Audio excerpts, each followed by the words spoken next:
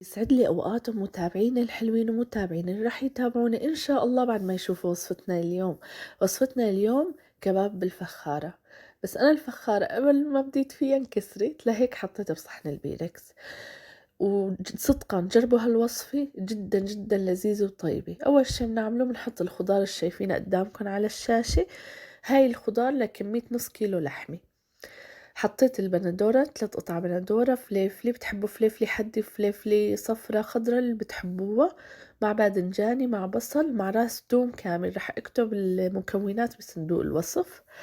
بنحطهم بالفرن وبنشويهم من دون ما احط لهم زيت ولا شي، فقط شوي. وبعدين بقشرهم وبجيب المكسة بحطهم فيها وكلياتهم بطحنهم مثل ما نكون شايفين. انتي متخيلين المواد وهي مشوي طعمتها عن جد ولا أطيب، عن جد جربوها. وفقط حطيت ملح، ما حطيت ولا نوع مطيب من البهارات تاني.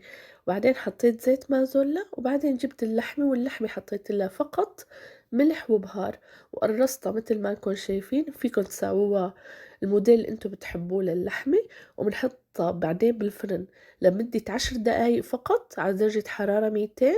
وبعدين بنحط العجينة فوق الصحن وبنرجع للفرن تقريبا نص ساعة.